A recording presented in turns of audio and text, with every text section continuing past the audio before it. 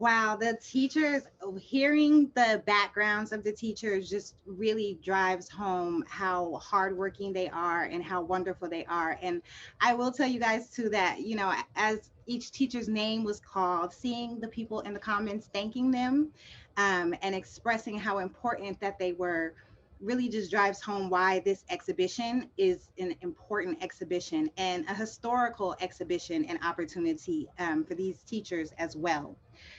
So, with no further ado, I am going to take you guys to the gallery so that we can see the wonderful art that our teachers created. And we're going to get to walk through the gallery. We're going to get to navigate the gallery. And so we're going to go a couple of ways.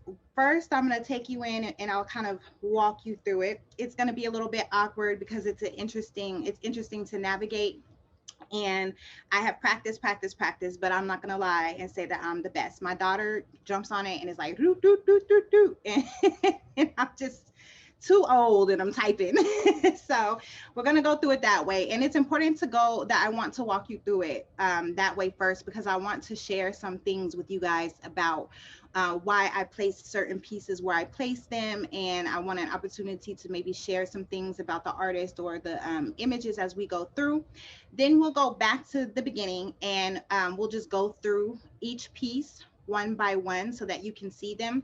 The gallery moves in kind of a weird order. And so I feel like it's really important for us to go through it together first. So give me just a second to set it up and share my screen, and then we'll get started.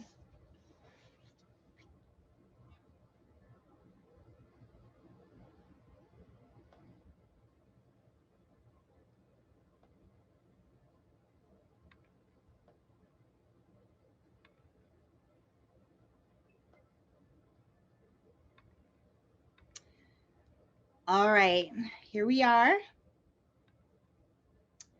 So first, again, I want to reiterate that this is a program that was made possible by the DC Commission of the Arts and Humanities. And just, I'm overjoyed and thankful that they put this together so that these teachers and artists in the district could continue to have these opportunities. So the show is called Distance Learning, and I titled that because I thought that that's what all of us as teachers and as educators were going through. We're all trying to figure out how to teach from a distance, how to educate virtually, and it's teaching us as well. And then I think that we're all learning quite a bit about the world, as we are navigating this situation. So I'm going to read it to you. 21 Washington, D.C. area art teachers examine isolation and mental health during the 2020 pandemic and social unrest. Through portraiture, sculpture, print, digital, abstract art, and spoken word, artists convey their observations of culture, how they managed the time in quarantine after schools closed in person learning, their continued connection to the youth and communities they teach, and the importance of having this opportunity to focus on creating. A virtual platform is being used due to COVID-19 restrictions. This exhibit was made possible by an art exhibition grant from the DC Commission on the Arts and Humanities. All right, let's go. For those of you who, if you want to see this on your own computer, it will be up through March 19th. Well, it'll be up for the rest of the year, but you can see it on the website dcteacherartshow.com. And once again, if you're trying to view through a mobile device, you have to download the exhibit app and then it will open right up. It's a free app. It's a fun app to have and a fun app to use. You can view other shows that they have. Um, all right, so here we go.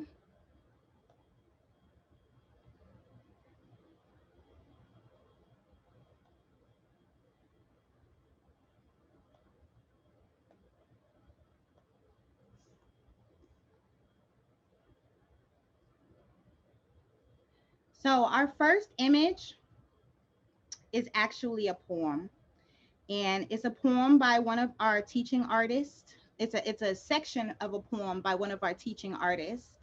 It's called COVID, the 5 stages of grief. And this piece, this segment, I thought was really important and really roots the experience that we're about to have as we walk through the gallery. All of the things that it says are emotions that we went through. Hmm? Later. Yes, I have a schedule.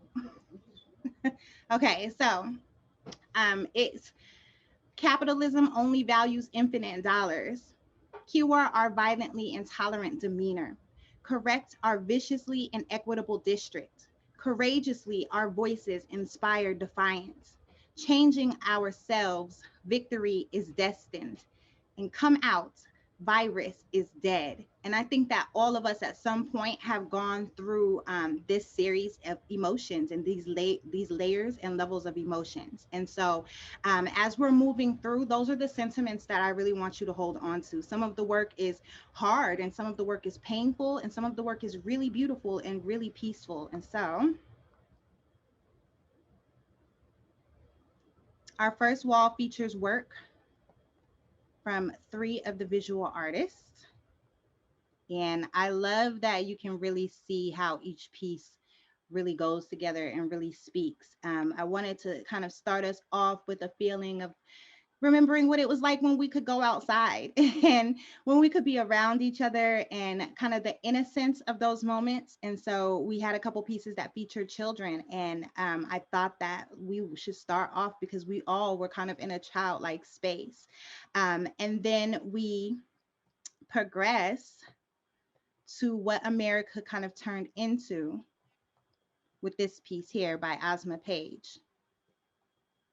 And it is, and so you can see it's Queen Liberty. And I think that this piece is really reflective of what America kind of turned into very quickly. I know it definitely seemed like one day we were teaching, everything was normal, everybody was living their lives. There was kind of these whispers about a virus, we having art shows, and then all of a sudden it was like, you have to wear a mask and everything closes down. And I think this piece speaks really eloquently to that. And so as we head over to the next floor, the next wall on the first floor, I added these pieces onto this wall because I wanted to get into some of the early reflections of quarantine and what it is to kind of spend time alone and spend time reflecting. And so these pieces by Joy Nutt. And you know, one thing that is awesome about Joy Nutt is as I began to follow her and learn more about her art, I watched her launch a business and I watched her take these fantastic designs that are almost textile in style and start to apply them to earrings and other items. And so I ordered a pair of earrings from her. You guys should definitely support her and get something from her. But I liked these 2 pieces because they're solitary. And I think that a lot of times, you know, we were dealing with a lot of solitude. These 2 pieces by Janai Johnson I thought were really beautiful as well because, you know, we're spending time with our elders and elders are one of the hardest hit communities. And so I thought that this picture was beautiful about having an opportunity and having the time to spend. And then this is a self-portrait of her. She is very beautiful. And I thought it was a great chance to really get into thinking about reflection. These next 3 pieces are by Zeleka Perkins. And one of the things that I saw on Facebook or on Instagram was I saw a story about how people were dealing with their quarantine by buying plants. And, you know, I started to see a lot more posts of people dealing with plants as well. And so I love these 3 pieces because, you know, they all really seem like they're focused on trying to figure out how to get through a tough time and using the plants as an opportunity to heal and to have something to focus on and have something that you love going on. So that's how I think we all kind of started the pandemic is, you know, trying to figure out how to embrace the solitude. And then we got towards the summer. And so these 2 pieces on this wall are by Winston. And I think that they, especially the one on the right, really communicates to how there was kind of a change in the energy and in the air as we got to summer. And so I included this quote from one of the artists in the show, Rashada Pulanjira. And she said, "I called out Black. I refused to attend any meetings. I refused to smile while my heart was breaking over the death of George Floyd. I didn't have the capacity to go numb anymore." And I thought that this quote was really important because as educators, and especially as art educators, often we're the refuge for the youth. And so this was a time where we were feeling a lot of things too. And it was a very emotional time and a very intense time for all of us. And so this hallway here is really near and dear because I was really thinking a lot about Black Lives Matter Boulevard and how those sprung up in cities all across the country. And so all of the pieces on this wall are reflective of the marches, the Black Lives Matter movements, and things that we had. So we have some photographs, and there's in here. I'm going to turn you guys around so you can see. And don't some of these are a little bit smaller in this view, but don't worry, we are going to go through and spend some time looking at each one. Okay, so I love these. There we have a couple of photographs, and we'll come back and definitely look at all the photographs. I just wanted to walk you guys through real quick. Um, but the photographs are from the protests, and then you can see some of the artwork that was done thinking about the protest, thinking about Black Lives Matter, thinking about, I think there's been a lot of really important social changes that have taken place. See, so I crash into walls. Forgive me, you guys. So we will come back and we will look at all of the pieces individually. So just bear with me.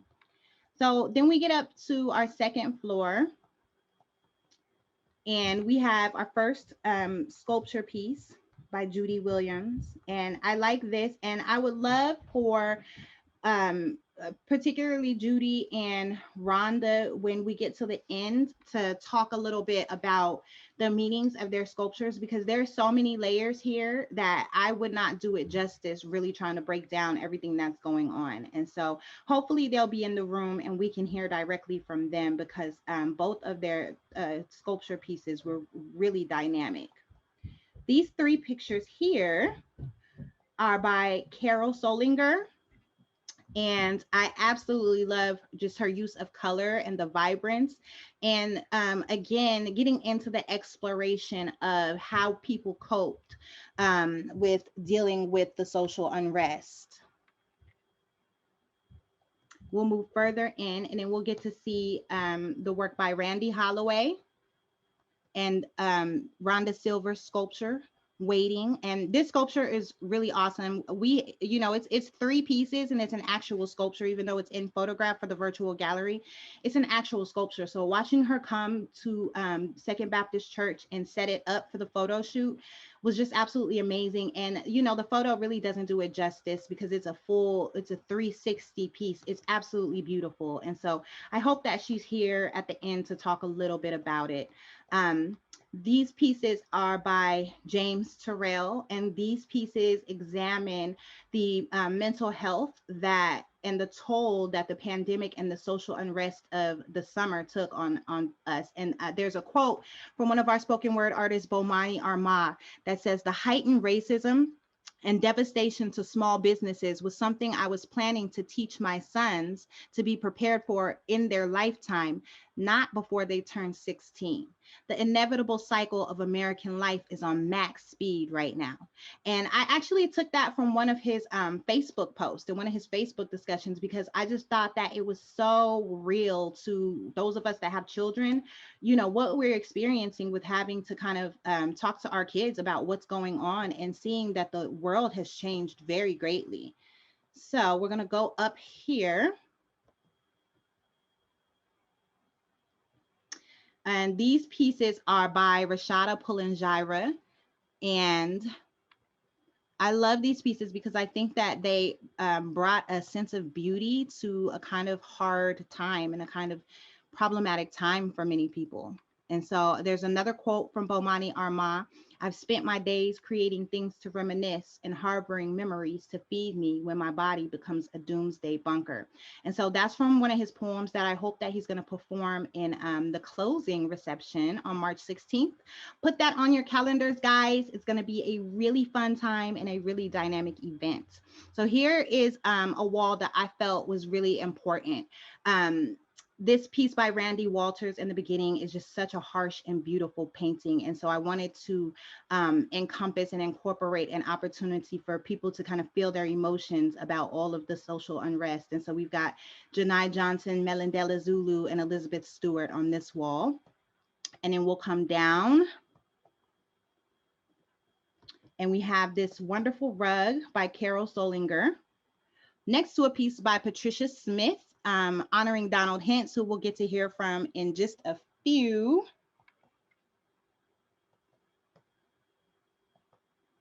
And then we'll come over here. We have got Elizabeth Stewart and Rhonda Silver. And this piece by Rhonda Silver is actually 33 small canvases mounted together. So it's such a beautiful piece. And then lastly, we have Tiffany Chamberling, who I love this piece, just relaxing. And I think it really is reflective of what I think a lot of us are still continuing to go through.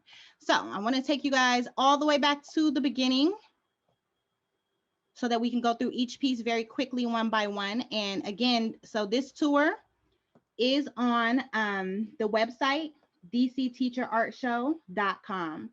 And we're just going to go through one by one so you guys get a chance to see them all big.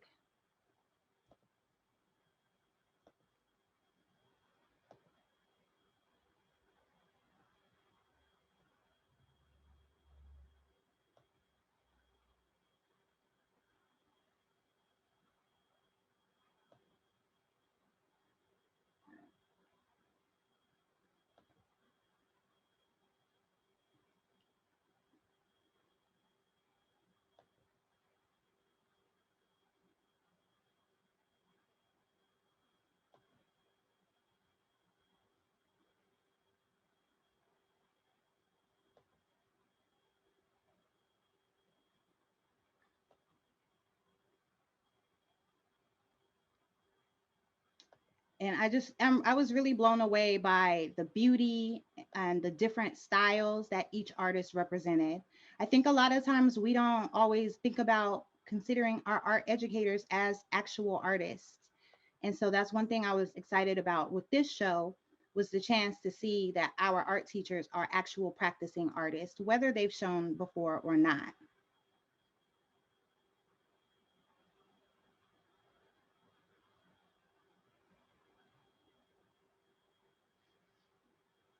If you guys have any questions about any of the work, we will have some time at the end for Q&A.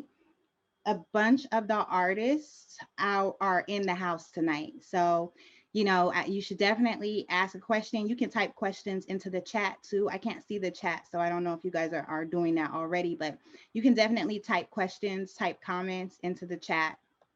Some of these pieces the artists are selling. And so, you know, you can inquire, you can email through the website and I'll connect you with the artist, because it's important that we collect this work. This is literal history. This is something that, you know, probably none of us ever expected to see in our lifetimes. And so getting to have an opportunity for artists to interpret it for us is incredible.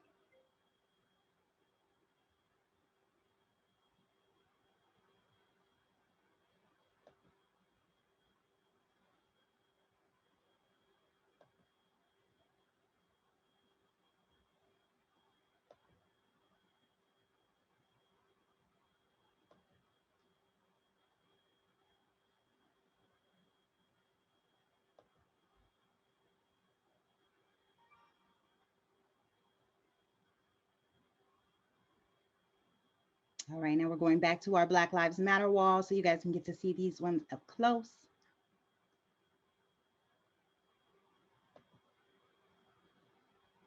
Oh, I skipped one, I'm sorry.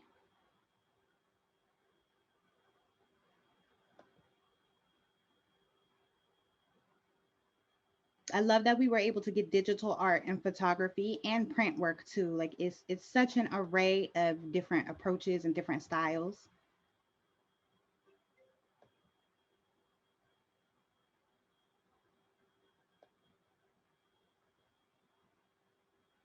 And this one I really appreciated because this is some of our actual youth.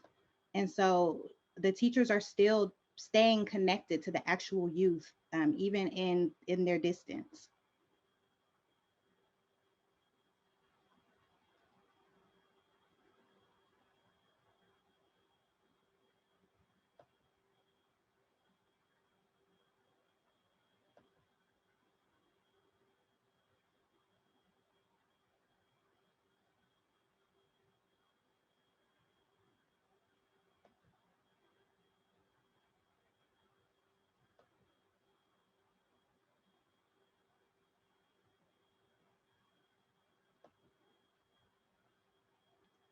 I love we have a portrait of Donald Hintz, and we're going to hear a few words from him coming up next as well.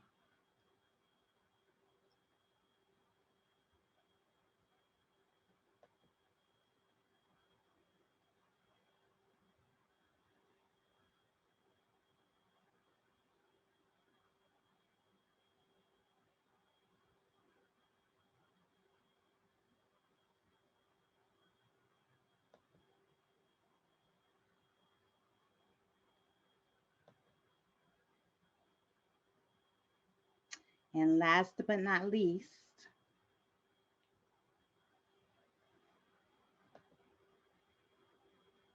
so I would love to take a minute and just give an air clap to the teachers one more time, for their amazing, amazing artwork and just all of the things that they did to help pull this show together and pull this message together.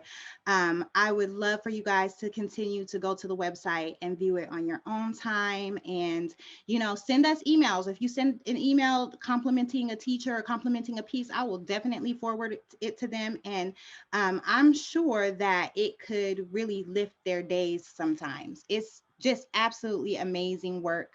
And thank you, teachers. Thank you guys for trusting me to do this and for trusting me with your work and for trusting me to get everything pulled together. I just, it's an absolute honor that you allowed me to represent, especially this subject matter of your work. So, I will be forever grateful for all of you.